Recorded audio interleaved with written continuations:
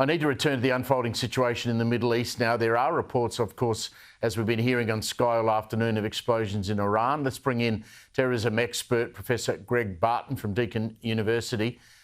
Greg, can you give us a sense of how delicate the situation there is now? We obviously had Iran attack Israel not very successfully on the weekend. Israel, as expected, has responded. Will this dampen things down or will it make things worse?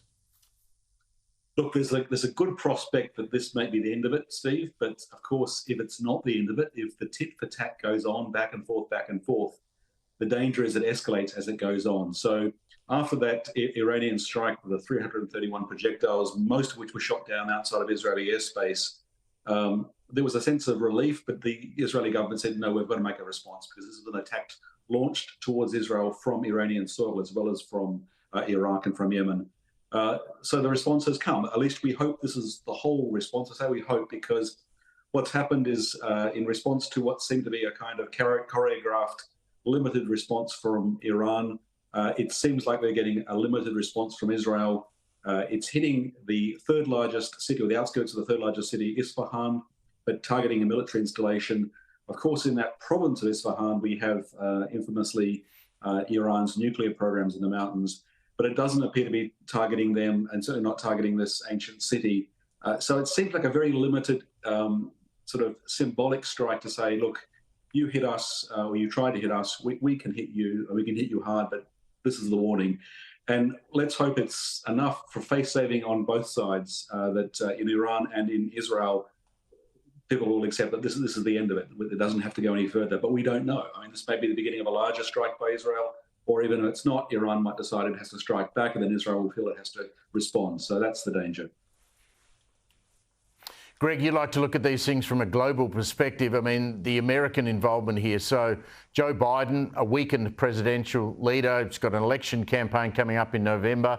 He says, when asked about what should happen, should Iran attack, he says, well, I've told them not to. Well, they've clearly ignored what he had to say.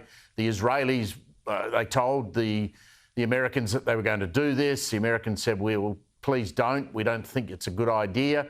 So where's America sit in all of this now? I mean, once upon a time, people listened to what the Americans said. It seems now that they're just a bit player. Yeah, it's really not clear at this point, Steve. You raise a good point. I mean, maybe in a few days' time, we'll look back and say, well, Joe Biden said to Tehran, don't do this. And what they did was a carefully choreographed symbolic strike that wasn't damaging. And that Joe Biden said to Bibi Netanyahu, don't do it. And he did something, but it was also very carefully choreographed, limited, symbolic. And then would say, okay, well, maybe actually America still has influence.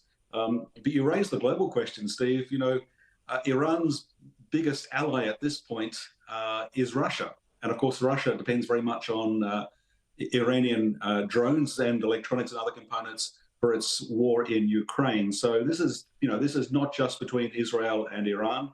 And of course, Saudi Arabia is one of the major powers in the region. Saudi Arabia's had this long-running sort of Cold War with Iran. It was trying to negotiate its way out of it. That was all at risk at the moment as well. So, you know, it's not just two countries trading blows, coming out of the shadows with a decades-old shadow war. It's potentially the region, going up in exchange of fire. And we've got America and Russia on the edge, both engaged.